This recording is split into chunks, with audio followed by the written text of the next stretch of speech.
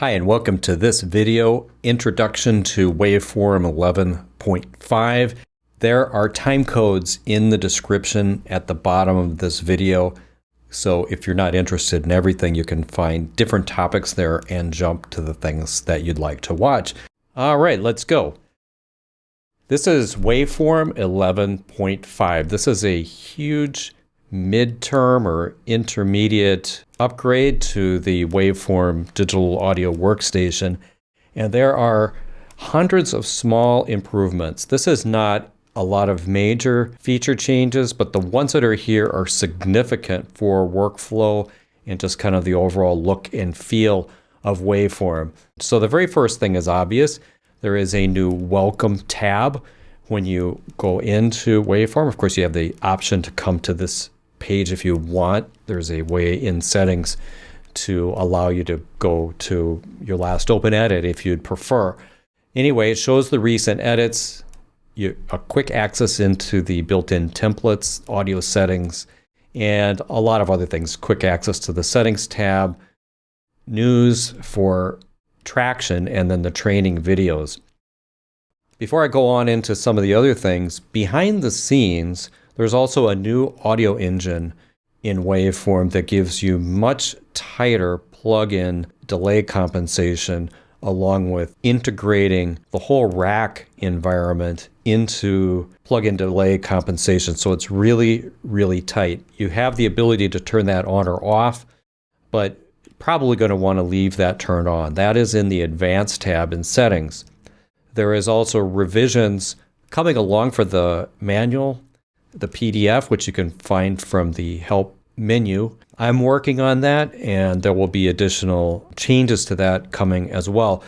What you'll find is a new reference section in the back that covers everything in the Settings tab. So if you search the manual now, you'll be able to get some level of, basically description for what all the settings do. That is a work in progress, and we'll be improving that over the coming weeks.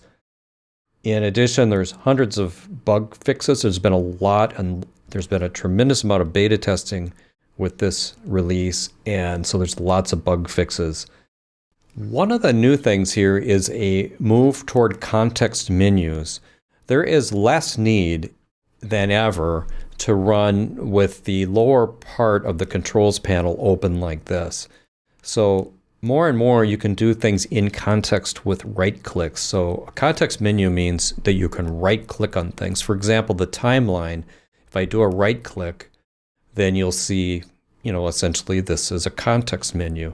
This context menu has been redesigned. You'll see right at the top, one of the key mouse functions, return to start on stop. You can turn that on or off. That's something you may turn on or off in your workflow. You can also turn snap to grid on and off right from that menu. Also, you can see that the loop capability, like looping playback, you can turn that on or off. And a new feature called Loop Follows Selection. And the way that works, if I turn that on, if I select something, you can see that the loop has set itself, the left part of the loop and the right part of the loop has set itself around that selection. Another thing that's new with loop is you have the ability to nudge the loop left and right. Here are menu items in the context menu on the timeline, but those are also available as keyboard shortcuts, so you can assign those. What happens is if you do, say, loop right, you can see that whole loop braced area shifts right. So if you assign those to keyboard shortcuts, you can move that loop along like that. You can see, though, with loop follow selection, now that I've selected some things, let me just do a little split here at this point. And now I'll click this to select that. You can see the loop. So you're all set up to play back over what you've just worked on. So that's an example of a context menu and a redefined context menu. Other things are here, including everything related to zoom. So you can find all of the different options for zoom actions are all nicely organized, and you can see their keyboard shortcuts. So whether you use this for zoom or not, you can see the keyboard shortcuts here. Now, while I'm talking about this, You can do zoom, of course, in the lower right-hand corner, but now there's some context menus down in the lower right corner, like the F, which is zoom to fit. If you right-click that F, then you'll see this zoom menu with all of your zoom options is available there as well. While we're down there in the lower right corner, data zoom, which is the ability to zoom the waveform or waveform zoom, that's right here. So you could turn that on or off, and you can see that that zooms in and out of the waveform. It doesn't affect the sound, it just makes the picture of the waveform bigger. There's a context menu here as well. Right-click, and now you've got your slider to adjust that zoom level.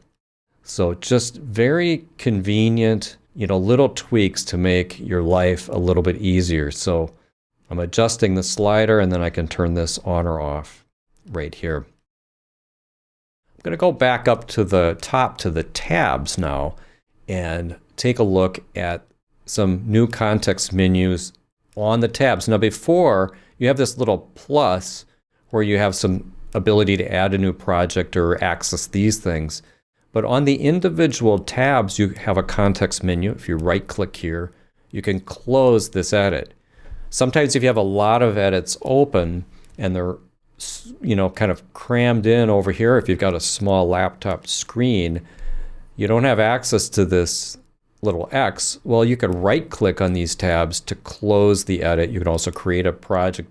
Recent edits or recent projects are all available there as well. So that's just a nice convenience. Now moving on over, I'm going to show you another new feature, long requested by many people in the forums, but also by myself. I really like this feature. See where it says Smart? Smart is the snap mode or the traditional snap mode. That means the more you're zoomed in, you can see how it snaps along to increments based on zooming. But now you can click and say, change this to snap by bar. And that is, let's see if I scroll down here, you can see my edit cursor there snaps along by bar. And you have other divisions here you could do by beat as well. So this gives you an absolute level of snapping. And you can control that based on the time format. So we've got divisions of beats. This is not quarter note, this is quarter beat. Very, very Tracktion Waveform-like approach. I'll put this back on snap, but you can also do this based on seconds. So if we go in here and go under time base, you can see these have been named in a little bit simpler way than they were before, but you've got all the same options. You can have your snapping by bars seconds, which is by time, or by different formats of frames. So rather than going into the details, I'm just going to point out that those options are there. Now, in terms of convenience with working with the tempo track, the marker track, the chord track, and the other global tracks, there's 4 of them, there's some really handy right-click context menus here as well. So if I right-click on tempo, you can see the arranger track and the chord track. Some of these are in the Pro version. The chord track and the arranger track will not appear if you're in the free or the OEM version. But this allows a really quick way to turn these on or off. Before you needed to know the keyboard shortcut or go all the way over to the I. This I UI browser allows you to turn these things on or off. You can still do that if you want, but this allows you to do it in context. So if you want to show the chord track, then you've got the chord track available. All of these also have convenient features in here, like set the track height, but you can insert a tempo change, insert a time change. If you're on the chord track, you can insert a chord clip like that. So all the kinds of things you might want to do are available in context. We can turn that on or off. And then incidentally, there is a kind of a menu version of this now available from the UI Navigator over on the right. I'm going to right-click on the eye, and now I have a menu that allows me to do show browser, show basically all of these exact kinds of things. So show the editor, show the overview, the mixer. All right, so I'm going to continue on. Now we're going to actually look at a track here. If I right-click on the actual track, you can see I've got a rename track. You could set the track icon. You can set track colors from here. And everything here, a lot of these things were here before, but they've been reorganized and kind of sorted out. So you can insert clips and things like that. You're going to find that's the same for many of the objects within the user interface. Let's take a look at the input object here. So I'm going to right click there, and you can see I can easily choose my inputs, route from other tracks. Unless you compare it to the old way, it might not look that different, but these things are all cleaned up and nicely organized. You also have new ways of inserting things, like different kinds of clips. If you just right click on the background, this is new. You couldn't do this before. You can insert an audio clip. I'm just right clicking here for a context menu in some free space on a track, and I have access to all of these things, including a new custom menu where you can put anything you like on here, and I'll talk more about that a little bit later. With that, I want to move down to the more of the bottom of the user interface. We'll come back and talk about clips in a few minutes. Opening and closing the controls panel is less necessary than before, but there's even little tweaks to this. So if I open this, you'll see that the close icon is directly above. We actually swapped this word menu with this little close icon, and that just makes it make more sense to open and close. The menu has also been completely redone. Every one of these menus has been completely kind of sorted out, reorganized, and we'll go over that in a little bit. But I do want to show you more context menus before I get into that. This opens the Quick Actions panel, but it has a little secret now. If you right-click on it, you can open the Quick Actions bar using that. Previously, you couldn't do that. So if I right-click, I can hide the Quick Actions bar, open the Quick Actions bar. The Quick Actions bar itself has a few new things you can do with it. You can rename Quick Actions bar or delete them. So that just makes it that much more convenient to use this. We also have the note editing. This was added, I think, in 11.1, so this has been in here for a little while, but that is also available. That was not in the initial 11 release. Go here, right-click on this, and close that. Now, moving along, many of these things now, like the loop, if we click on that, we have loop follows selection. If I right-click on the loop, snapping, all of your different snap options are available here. So you've got snap to grid on or off, snap clips to other clips, snap cursor movement. These things, we had them before, but they were in the options for the menu. Now they're right on that. Scrolling. So these have been renamed and tested a little more. So page scroll means if the cursor and the whole UI will scroll when they get to the edge. So I'll set the cursor here and play a little bit. And with this disabled, the cursor will disappear like that. But with this on, I'll turn it on and we'll do page scroll.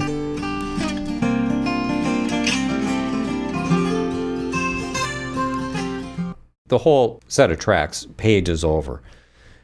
There's also your stationary cursor where the cursor just stays in one place.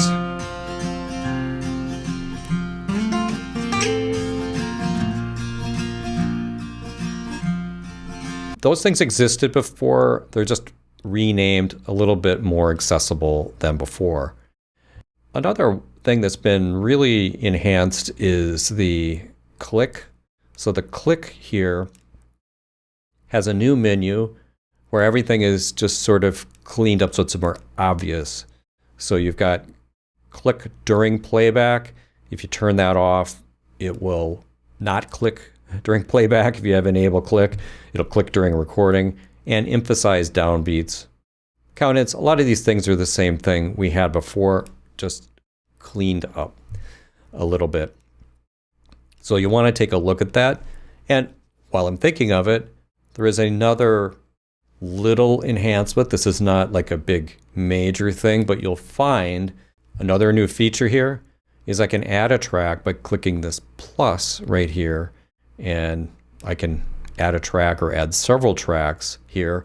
What I'm going to do is put in the micro drum sampler, add plugin to left in the waveform instruments, the micro drum sampler. And the micro drum sampler has a new preset, which is called Metronome Click. And this gives you the ability to use a step clip to do your own metronome. So if I go to the beginning here and insert a new step clip, so now I can just simply program in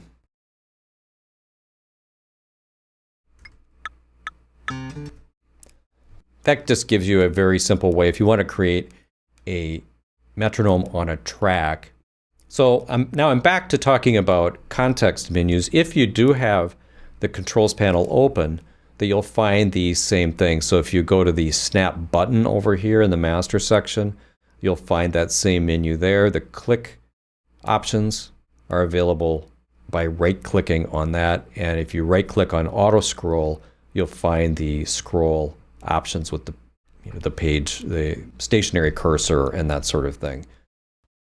All right, now before I get into even more upgrades related to context menus on the clip level, let's talk a little bit about the menu. The menu is completely redone. There is a consolidated files menu so that Waveform works a lot more like a typical program in the sense of the way files edit and these other things are arranged now. So we had other various menus, but now all of your file-related things like save edit as, and even loading a video file are all in the files menu. The options menu has a few things in here. So we've got the auto scroll behavior, return to start on stop, your safe mode, and retrospective record. Also the option to turn on audible trimming. But options was a collection of all different kinds of settings and editing options, and most of those are now on the settings tab. Automation has its own page. Click still has its own page. Snap to grid, you'll find a repeat of those functions here. Everything related to syncing, tracks, video has its own menu, and more things are available directly on here. It used to be that once you loaded a video, you needed to right-click on the video itself, and now those options are available here. Even the Help tab has been reworked. So you've got Get Help, you can load the user guide, turn Popup Help off or on or off, and of course, you can show the waveform log if you run into problems, or turn on or off the first run setup. So it's just a little bit more nicely organized, and your About waveform is right at the top. This is called Actions. This was previously called something like Run Script, and that also has access to the Custom menu. You could put anything you want on the Custom menu in the keyboard's page, and I'll also show you that in a little bit here. The innovation here is that is available in a lot more places for you. You can put anything you want here in any order. And then, for example, I'm right-clicking on this blank space. You could see that custom menu. I've got play, stop. I've got different zoom, drag, zoom to fit, render to file. These are all shortcuts that I've decided to stick on here. That is also available if you right-click and do the context menu for a clip. You'll see that down at the bottom. So you could take anything that you feel like you want available in these context menus and put it in the custom menu. And previously that was available here, but it just was not quite as accessible as it is in this version. So that's the changes to the file menu. With that, we're going to talk a little bit more about the settings tab. The settings tab has been completely overhauled just to try to make more sense. So the key pages on here now are the appearance page, which sets look and feel and some of the way things look. The general tab used to be called general behavior, but it's now called general, has the bulk of your day-to-day settings to tailor the program to work the way you want. And then the advanced tab has important things on here that a little more advanced users will want to be able to change, but there are also things that if you don't know what to do with them, you can probably leave them alone. So more of the advanced things have been collected from various pages and put on here so they're not in the way or as confusing. The plugins page looks similar, it's been cleaned up, and the keyboard shortcuts page also looks similar, but it's been cleaned up. The keyboard shortcuts page is where you set that custom menu. So you could see the custom menu over here on the right. So this is where I've dragged in and put in order the things that I want to appear on my custom menu that I showed you a little while ago. If you're on this page and you don't see it down at the bottom, you can show or hide that with the Show Custom Menu. It was here before under a different name, and now I think it's a lot easier. While we're here, there are a lot of new keyboard shortcuts. They're not necessarily assigned to things, but they're available for you to either put in the custom menu or you can assign keyboard shortcuts to them. In future videos, we'll get into the details of how some of these new workflows work, but I'm just trying to highlight all of the things that are available. So we've got a new one for apply edge fades. This is something you could do for a long time, but there was no keyboard shortcut for that. There are a lot of things for dealing with the marked region, and this is something I'll be going over in a few minutes. I have done another video on this as well. There's a lot of new things to do with range selection and the marked region, and so you'll see things in here like crop, consolidate, and heal that we previously didn't have. Also silence for range selections. So that's another type of thing. There's a shortcut to create a linked clip. So this is something you could do from the header of clips by just dragging the link icon. Now there's a keyboard shortcut for this. There's also a context menu option for that as well. Delete and closed gap, which is a ripple edit. A ripple edit within a track is essential for voiceover and podcast editing, and that is now available. It is also pre-assigned to Command Backspace. And let's see, show and hide the arrangement panel. The nudge controls, I showed you that before, but nudging has been revised. And I will just explain that right now. I showed you how to nudge the loop left and right, but just generally nudge left, right, up, and down, which is shift and then the cursor key or the arrow key. So shift, select a clip, and then shift up, down, left, right does nudging. Now, the change here is that it also does the same thing for notes. It used to be that notes had different actions, and so they had to have a different set of keyboard shortcuts. So if you're in the track area and you're nudging things around with shift, and then you go to the MIDI editor, it works the same way. So you select a note and you can nudge them up, down, left, right. A nice workflow consistency thing that has been added. So reset level meter peak indicators. This one here for resetting overloads along with the backslash has been in here for a long time. But reset peak indicators goes along with the meter mode where the meters hold indefinitely or infinitely. There is a way to set that, but there was no way to clear them in the past. So now there is a keyboard shortcut to take care of that.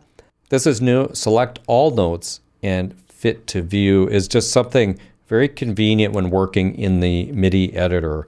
So you could just basically select one note and then use this. It will select all the notes within the clip and fit to view. So it's a new way to kind of fit all the notes in there. A very nice to have keyboard shortcut. You could put this on your quick actions bar as well. And there are others, like I'll just read through them here. Set all notes with the same pitch. Set loop to the range. Show the track editor for selected tracks. Show track editor to follow selection. There's menus to do that before, but there weren't keyboard shortcuts. Silence the marked region. Split notes into triplet. This is a huge, simple, but huge feature. So split notes into triplet. What this does in the MIDI editor, you can use this command and it will just divide any note into 3 equal length notes. It just really, really helps when you're trying to create triplet edits.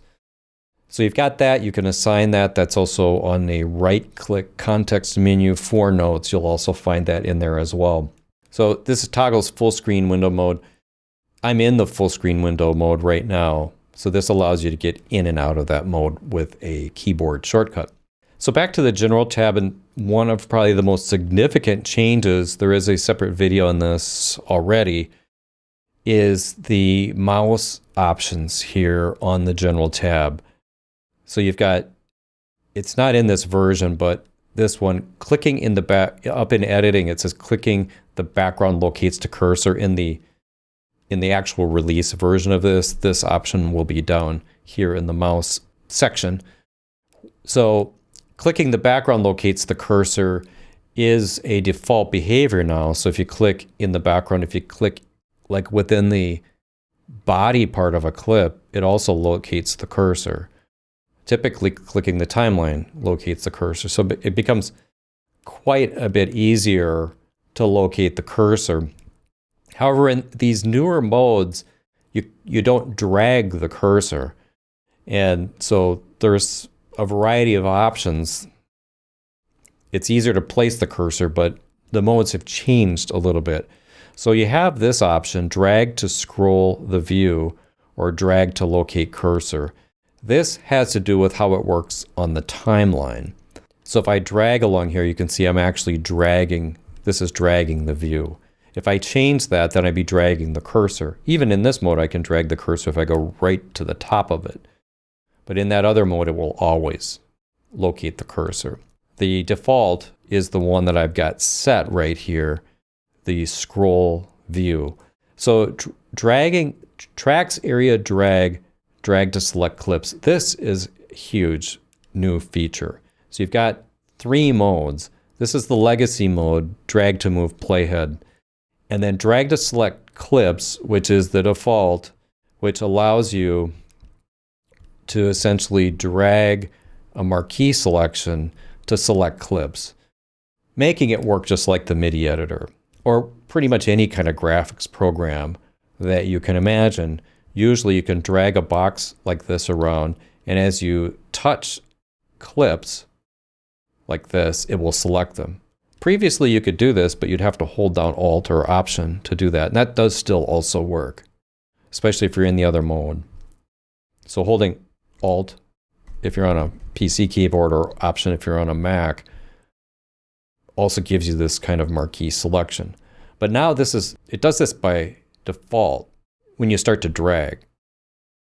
What you give up is you're not dragging the cursor. So if you don't want to do this, then you can set it to the old way of working.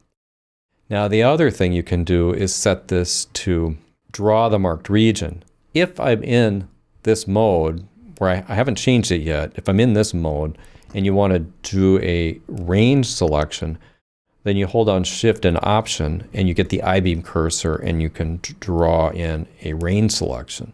Once I've done that, I can right click within this shaded area and I get this amazing set of options like heal, consolidate, reverse, silence that you can do, ripple, delete, split, all these things you can do with ranges. These are new. that are really, really cool, but you need to hold Shift, Option, and drag to do that. If you want to just always be in that mode, then set this to drag to draw marked region. You've got some other options here, which I'm not going to go over in this video, but it allows you to tailor how zooming and the mouse wheel and things like that work. But if you're in this mode, you can see that I've got the I-beam cursor all the time. So then I could do something like, say I wanted to just take this little piece out. I could just drag over that piece. Now I could adjust the edges. And now I can also right click and, do something like a cut like that. Or I could do a crop, which does the opposite, keeps that little piece. Really fantastic. I can also reverse that little piece like this, or silence it. And once I've done that, then I've got tools here where I can draw that range over and heal it like that.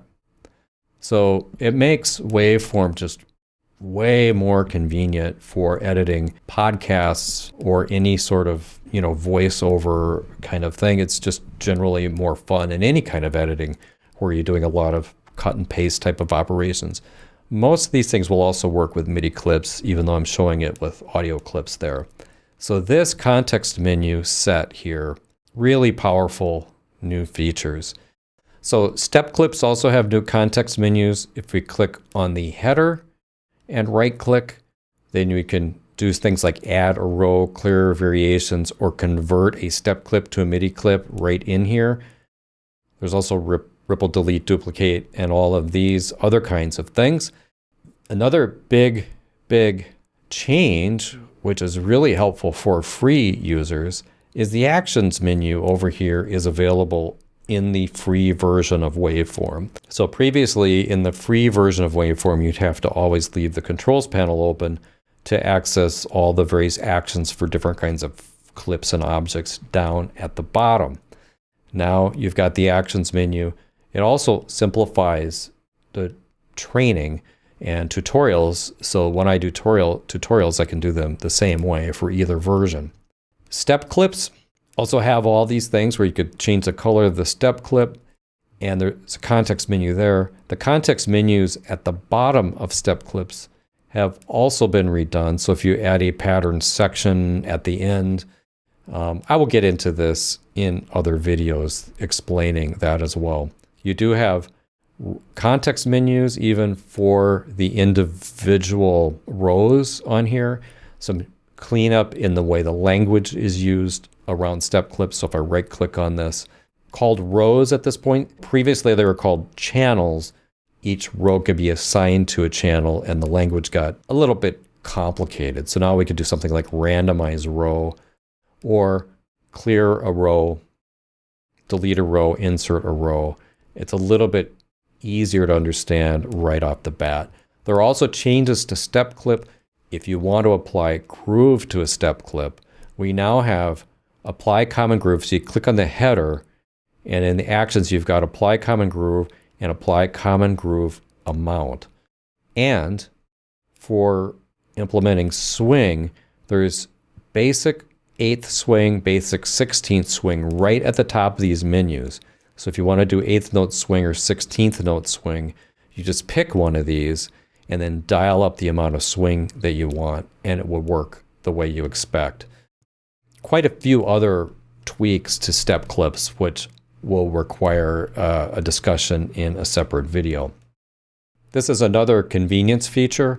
Now if you want to copy a clip, you can hold down Option or Alt and drag, and you'll create a copy of the clip. This is to make gain compatibility with so many other programs that work this way. There is a hotkey to toggle visible plugin windows. There's an option for a spacebar to control the transport. There is support for dragging plugin presets into racks. You can also rename multiple tracks at once. So if you wanted to name all of these the same name, you can just click select, do rename track, and now as I rename this, I'll just call this new, you'll see that they all get that new name. The basic swing presets in the Groove menu also work for MIDI. There's an improvement to the Actions panel with the browser group. Headers on the clips are simpler looking. We have the resizing tool or the trim tool here, and then this is the slip editing tool. I'm going to just bring out a different clip so it's a little easier to demonstrate this. Change the color a little bit. So this is slip editing, this solid box. It allows you to move the waveform inside the clip. This is trimming. And none of these things are really different. This always worked kind of like this. And you've got your fade handles. One thing that's new is if you right-click this, your fade shapes are right here on a context menu. Before, these were in the controls panel. So you can choose your shape here, or you can change from a volume fade to a pitch fade, like that. Same thing over here. If I want to do a pitch fade, you can just do that in context by right-clicking on the handle there. Now, what's the deal with this? Well, there are other optional slip handles. So this is your main way of slipping a waveform in most digital audio workstations. So if we go to the Settings tab, the Appearances page, and under Clips, it says Show Extra Slip Handles on Clip Headers. So if I turn that on, then you'll see that that adds this type of a slip as well. And then in the hollow one, which does this framing slip. There's nothing wrong with these modes. They're actually very helpful for advanced users who are used to using these. However, for the everyday user, they're confusing because you don't know which one to grab. Myself, I've been using this program extensively for years, and I never can remember which one of these is the one I want. Typically, the one I want is this solid box. You now have the option to show those if you want from the Appearances page, or you can just leave them off, and it simplifies it and reduces the mistakes of grabbing the wrong one. And like I said, many more things are available in context. These tiny icons here, most of these features are now also available from the context menu. So if you're zoomed out more and you can't see those things and you right-click, you could do creating a linked clip, or you can enable looping right from here. You can even start your clip effects from this menu. Like you can add a volume to this. Before you, and you still can, you can go up here and click on these little icons, but they're not always that readily available if you're zoomed out like this. Now you can still do that from this menu here and do your clip effects. And there is an improved plugin selector when you right-click and add a plugin. These things have been reorganized to be more clear. All these lists are sorted. There is another video on how to control what you see here. Like you could hide the artisan plugins, and you can add a favorites plugin section at the top here and put whatever you want. And the way you do that is you go to the Settings tab and then to the Plugins page, and then the favorite plugins list is here, and you just drag whatever you want in here. You could create folders and rearrange it however you want. There is a separate video on this that explains how to do that, and you can control other things about the way that looks using the features on the Plugins tab. There's also some refinement to the MIDI Arpeggiator, the MIDI note repeater. A lot of changes have been done to improve the swing functionality on there. There's other improvements to single-click the programming of the sequencer within those. There's also a MIDI typing feature. That's this right here. If we're on a MIDI track and you want musical typing or MIDI typing, then you could pull up this little keyboard and you can type on here, but you can see that this also maps into the keyboard. And if you use the The caps lock key will lock this in place so you can basically play your computer keyboard as an input for the MIDI input. You could also see that you can move up and down octaves using some keyboard shortcuts, and you can adjust the velocity with this as well. There's a little editor here if you hit this gear where you can control what keys do what. That is another really nice and very long requested feature, probably one of the major things for a lot of users. You can see if you expand a MIDI clip, there is the MIDI editor. There is an option that allows you to not do this because you can always double click to open the actual MIDI editor. And another feature is you can do the same thing now with step clips. So if I double click the header of a step clip, there is a step clip editor like this. So it's standalone. You can also break this free. You have a much bigger view of your step clip sequences that you can program in a separate window. There is now a way to set the volume of all tracks at the same time of the ones that you select, kind of like a quick grouping feature available in the mixer or available here. I'll just show you here. Right click here and do select all other plugins of the same type, which selects all those. And now as I drag, it drags them all proportionally. Extremely, extremely handy feature for mixing. If you're in the mixer view, it works the same way, like this. The audio devices page has been cleaned up a lot on settings. So if we go to your audio devices, you'll see that almost all of the random options that you never knew what to do with related to low latency mode have been moved to the advanced tab. This makes it a lot easier to know what to do with these pages. Also, the reset has been cleaned up. So reset input devices, reset output devices have been separated from those things that were more advanced functions. You'll still find those if you go to the advanced tab, low latency mode, and also things related to performance, like the number of cores using 64-bit maths. Those things are all now on the advanced tab. One more thing is support for Apple Silicon processors, native support for those ARM-based Mac computers.